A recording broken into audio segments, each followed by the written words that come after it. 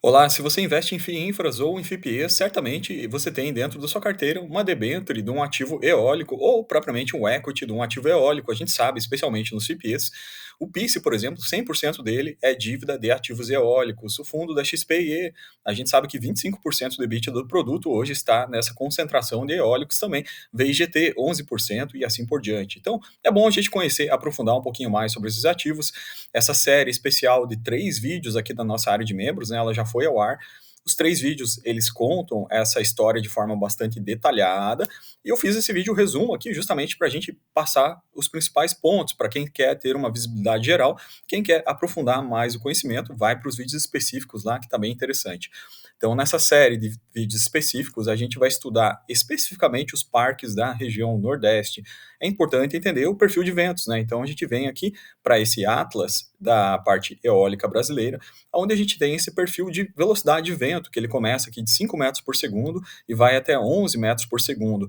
Nessa parte mais escura, laranja escuro, esse vermelho e esse roxo, é onde a gente vai estar evoluindo da faixa de 5, 6 metros por segundo até nessa região roxa, onde chega até 11 metros por segundo. Então, a região costeira, ela é bastante favorecida para ventos. Aqui o interior da Bahia também tem uma região bastante interessante, um corredor de ventos.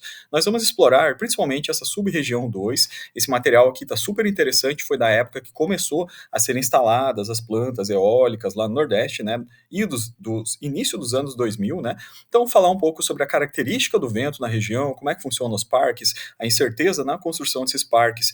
Então, a gente tem predominantemente ventos alísios e brisas marítimas, né? Que elas trabalham justamente dessa maneira, que ela inicia na linha da costa e ela pode entrar, né, para dentro do continente até 20, 40 quilômetros, em alguns casos excepcionais até 100 quilômetros. Essas frentes de vento aqui, esses formadas justamente pelos gradientes de pressão, né, devido às variações da temperatura da superfície do nosso planeta, né, ele forma um gradiente de pressão. Esse gradiente ele faz circular o vento. Então, esses ventos aqui, especificamente, eles podem estar entrando até 100 quilômetros para dentro, mas a região costeira a gente sabe que é mais favorável, é onde se encontra a maioria dos parques eólicos do nosso Brasil. Por falar em parques eólicos, aqui estão eles, né? Então, esse guidance aqui está bem atualizado. Veja, essa região do Rio Grande do Norte tem muito parque eólico lá. A gente está falando basicamente de 500 torres, instalações, estamos falando aqui de 6.000 megawatts. Então, realmente está bastante concentrado. Boa parte dos ativos aos quais a gente conversa de FIINFRA e FIPE, eles estão sim nessa região. Região do corredor central da Bahia também tem vários ativos aqui, mas Rio Grande do Norte, perceba que é o carro-chefe aqui do corredor de ventos, tá? Então, um pouquinho sobre a velocidade dos ventos, né? Como eu comentei com vocês, a velocidade média nesse corredor nordeste, ela seria de 7,5 metros por segundo, então é considerada uma brisa fraca, né? Onde lá pequenas árvores começam a balançar. Aqui estamos na faixa de 8,1 a 10,9 metros por segundo, tá? Então, são essas brisas que movem as pás. Qual a característica do vento? A gente sabe que existe intermitência nesse vento aqui, variação sazonal com as estações do ano, e também existe uma regularidade interanual, ou seja, esse vento ele varia ano após ano, né? E ele é relativamente regular, segundo esse estudo aqui. Só que a gente vai ver, né, que isso varia muito de caso a caso com os eventos do El Niño e Laninha, principalmente. Eles causam sazonalidades mais pronunciadas no interanual. Bom, se a gente comparar os ventos do Nordeste com os ventos da Europa, dos Estados Unidos, a gente vai perceber que são ventos de velocidade mais alta. O perfil deles de velocidade média é da faixa de 7,5 metros por segundo, como eu comentei com vocês aqui. Já na Europa, esse perfil aí fica mais próximo dos 5,5. Nos Estados Unidos, ele fica próximo a 5 metros por segundo, se a gente fizer uma média aqui desses sistemas. Então, realmente é bastante propício para a geração, pois você tem uma velocidade do vento interessante. Mas é apenas velocidade que a gente tem que buscar, Jefferson? Aí é a grande pergunta, né? Não, a gente tem que ter velocidade e constância dessa velocidade. Quem que determina a constância dessa velocidade aqui? É uma variável chamada parâmetro K. Então, esse parâmetro K, né, quanto mais baixo ele é, melhor. Veja, lá na Europa, né, a maioria das usinas eólicas estão localizadas em pontos com parâmetro K abaixo de 2, inclusive até próximo de 1 aqui, que representa, né, realmente muita estabilidade. Quanto mais estável o seu recurso eólico, melhor dimensionado, com menos incerteza você tem no dimensionamento do seu ativo, mais eficiente ele é, porque ele está trabalhando mais próximo do ponto de trabalho, tá? Então aqui é dimensionamento de engenharia. Bom, Estados Unidos, mesma coisa aqui também, o vento tem velocidade um pouco mais baixa, mas é bastante constante, a constante K dele é muito estável na maioria dos sistemas. Já que no Brasil, perceba que a constante K na região Nordeste é elevada, então Então, estamos falando aqui de 2,5 até 4. Isso aqui acaba sendo um fator determinante, né, para as incertezas dos projetos aqui e também para baixa capacidade. Afinal de contas, você dimensiona uma turbina para esse ponto de trabalho aqui. Digamos que essa turbina foi projetada para um ponto de trabalho de 8 metros por segundo. Como a constante K é determinante e é alta, se a tua constante K realmente ela variar, ela começar a baixar aqui, em função da velocidade do vento está baixando, se a velocidade do vento baixar de 8 metros por segundo para 6 metros por segundo, tem um período de entre-safra de vento, que é o que a gente está vivendo agora, perceba que o teu fator de capacidade cai de 40 basicamente para 20, cai pela metade.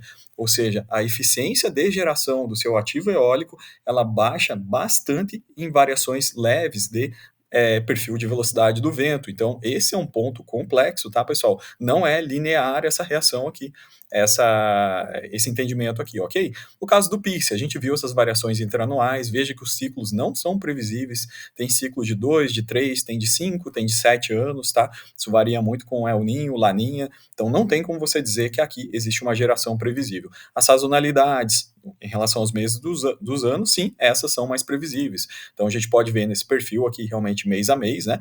Que realmente esses meses aqui, ó, no meio do ano, né, são os meses onde tem realmente uma incidência maior de ventos. Então a gente viu um pouco aqui, né, sobre essas características dos ativos, quais características influem nas incertezas desses ativos aqui. Veja, as incertezas são grandes. Se você dimensiona o seu ativo com base em estação meteorológica, né, você vai ter uma incerteza grande da tua coleta de dados de histórico climático, tá?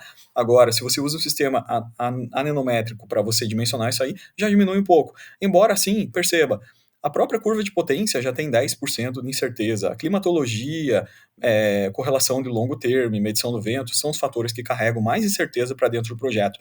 Essa incerteza pode ficar aqui entre 12, 15 até 30%, até mais de 30% nesses projetos aqui. Então veja que esse grau de incertezas aqui, se você ocorre uma variação da velocidade média, essas incertezas são amplificadas pela constante K e o teu ativo eólico ele perde capacidade de geração. Então esse é um ponto bastante importante. Aqui está um exemplo de uma curva, né, de captação, curva de potência de pá eólica, né? Perceba que quando o vento está muito fraco, ela tem um perfil um pouco mais exponencial, no meio dela é linear, e se o vento for muito rápido, às vezes não adianta tanto, porque você chegou ao limite técnico do equipamento, ele não vai gerar mais do que isso também. Então as curvas são dimensionadas justamente para cobrir essa ampla variação, o que torna esses ativos, na verdade, menos eficientes, ok? Em se tratar de preço de mercado, depende muito, galera. Perceba, esse gráfico aqui, ó, fala muito sobre a questão do preço, né? Lá no início, oferta e demanda, quando estava começando a energia eólica no Brasil, 2003, 4, 5, os preços ofertados por leilão eram muito bons, era 330, 350 reais por megawatt. VGT pegou nessa época e o leilão, tá? Com esse preço de PPA até hoje, tá? Então isso é determinante na lucratividade do seu projeto, tá? Já o XPE pegou aqui uma fase boa, pegou a Serra do Mel 1 aqui, pegou 304 reais, ok? Já a Serra do Mel 2, né, já pegou 144 reais. Então, quando são temporadas onde você tem muita oferta de ativos aqui, o preço do leilão ele acaba sendo mais baixo. É o caso do XPE, se você fizer a conta aqui, o preço médio dos dois ativos dele vai cair aqui para 225 reais, né? Já é bem mais baixo do que o do VIGT, que é 331 reais. Isso é determinante, pois afinal de contas, o lucro dos ativos eólicos vai ser a geração deles vezes o preço de venda, não é verdade? Então, perceba esse gráfico aqui, é muito importante você conhecer os preços dos ativos que você tem na carteira. E perceba que isso tem sazonalidades, né? Como eu falei para vocês, até 2015 foi muito bom, os preços só estavam subindo, né? Depois disso, teve uma baixa importante, agora os preços tendem a subir novamente. Isso é muito cíclico, tá? Sobre velocidade dos ventos, a gente vai estudar na série de 3 vídeos uma variável super importante chamada normais climáticas. Elas pegam séries de 30 anos, desde 1961, e a gente vai comparando se o vento está mais fraco ou mais forte em várias regiões. Então, eu queria dar esse heads up para vocês, já para mostrar nesse vídeo aqui, de que quando a gente compara a normal climática de 1961 até 1990, percebam que tem perfil aqui mais vermelho, aquele perfil roxo de 11 metros por segundo, isso são velocidades médias anuais, tá? Então você percebe em alguns pontos específicos, lá no Rio Grande do Norte, especificamente Ceará, né, velocidades mais altas em comparação à normal que a gente tem mais atualizada, que vai até 2020, 91 até 2020, pegando aqui esses 30 últimos anos, perceba que essas velocidades tão altas já não ocorrem mais, o que indica indica sim essa sazonalidade de longo prazo e indica também uma redução na velocidade dos ventos em relação ao período lá de 1961, 1990. Esse período já dos últimos 30 anos, 1991 a 2020, já temos um perfil de velocidades mais baixas nas mesmas regiões. Então é importante a gente entender que isso aqui tem bastante incerteza, tem bastante variabilidade causada especificamente pelo fenômeno El Niño e Laninha, né? Que eles afetam essas normais climáticas, a temperatura está aumentando, né, em várias regiões aqui no Nordeste também, no nosso planeta de forma geral, 1,5 graus nessas regiões, pluviometria está sendo alterada em função justamente do aumento de temperatura, e isso afeta a velocidade do vento, tá? Então, isso afeta o processo convectivo de velocidade do vento. Bom, então a gente viu aqui um pouquinho do passado das eólicas no Brasil. E Jefferson, o que fala o futuro, né, para os ativos eólicos que a gente tem em carteira? O futuro, ele é bastante incerto, nesse caso das eólicas aqui, mais ainda, tá? Então, esse estudo recente que foi feito, um artigo super interessante, que ele considera duas condições climáticas, a 4.5 é com menos efeito estufa e a 8.5 é com mais efeito estufa, né? Então, ele considera aqui a questão do CO2. Isso aqui é bastante determinante no aquecimento, logicamente, o aquecimento global, e o aquecimento global influencia nesses fatores climáticos de velocidade dos ventos. Então, ele simula os dois cenários, né? Mas a moral da história é que ele faz um cálculo super interessante, usando 3 modelos matemáticos, onde ele vai usar essa média histórica lá dos últimos 30 anos e ele calcula a média futura dos períodos que virão pela frente, né, baseados em 3 modelos matemáticos bastante interessantes. São modelos que são usados para predição climática ao longo do mundo, modelos bastante consolidados. Qual a conclusão geral desse artigo aqui? Que vai ter um aumento geral, assim, médio na região Nordeste, por exemplo, nos anos aí de 2040 para frente, tá? Então ele estuda esse longo prazo, longa duração, mas esse estudo ele ressalta que algumas áreas específicas evidenciam diminuições, possibilidade de diminuição de velocidade. Olha só, heads up, principalmente nos estados do Rio Grande do Norte e Paraíba. Então aqui já vem alguns pontos interessantes para a gente estudar. Perceba que ele tem um aumento global considerável, realmente na região como um todo, né? Mas a gente percebe aqui que essa região, justamente do Paraíba, vocês estão percebendo aqui pelos modelos aqui, ela é uma região que vai ter previsão de velocidades mais baixas. Veja, ó, no cenário mais pessimista, observa-se a redução mais acentuada de velocidade nos ventos, aonde? Na região Nordeste, principalmente Paraíba e Rio Grande do Norte. Ele fala até os municípios que seriam mais afetados conforme a indicação dos modelos matemáticos em função da mudança climática que vem se passando década após década, né? As projeções para Ceará, Pernambuco, Paraíba e Sergipe também evidenciaram possíveis reduções. Mas o que nos interessa é essa região, especificamente do Rio Grande do Norte, é onde se encontram os parques eólicos dos nossos ativos. Então vamos lá a eles. Aqui a gente tem, né? Coloquei aqui esse primeiro parque aqui é o do XPE, então coloquei uma estrela nele, ele fica aqui basicamente no meio do caminho, não é estritamente na região costeira, mas ele está bem próximo à região de costa, ele é afetado sim por essas brisas marítimas aqui, então ele pega uma região de vento bastante interessante, né? Só que o que esse mapa futuro está falando aqui, que isso aqui pode ser afetado. Inclusive, a gente já viu, né, naquelas normais climáticas, né, que a velocidade dos últimos 30 anos já foi mais baixa do que os 60 anos antecedentes. Então, parece que estão tendo alterações significativas no recurso eólico, na velocidade do vento em si. Quando a gente olha o posicionamento dos nossos parques eólicos, dos FIPEs, eles estão sim bem posicionados aqui, né? Só que, como eu falei para vocês, pode ter influência justamente dessa variável climática que é tão incerta. Então, esses modelos aqui mostram para a gente que realmente o futuro pode trazer mais reduções.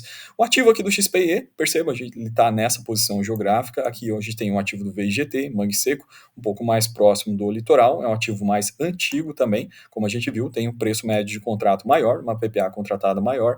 Aqui a gente coloca o ativo do PICE também, Serrote, tá? Mesma coisa aqui também. E aqui mais um ativo do PICE colocado aqui, todos muito próximos, todos muito bem localizados em se tratar de corredor de vento, tá? Então a gente analisou todo esse aspecto aqui, mas esse artigo e vários outros nos falam que futuramente a gente pode estar presenciando alterações na velocidade do vento nessa região aqui. Já estamos passando por um período, né, diferente, no mínimo diferente, né? Afinal de contas, esse período aqui que a gente vem vivenciando, a gente já está indo aí para o quinto, sexto ano com recurso eólico mais baixo, está ventando muito pouco. Então, como eu falei para vocês, isso é muito influenciado pelos fenômenos El Niño e Laninha. Isso torna a receita desses produtos que estão expostos à energia eólica realmente bastante suscetível a reduções de geração. Então esse é um super resumo da série de 3 vídeos, quem quiser assiste a série lá, tá super legal. São 3 vídeos onde eu entro muito mais no detalhe sobre cada um desses pontos, e esse é o vídeo geral sobre o Heads Up. Grande abraço para vocês e até o próximo.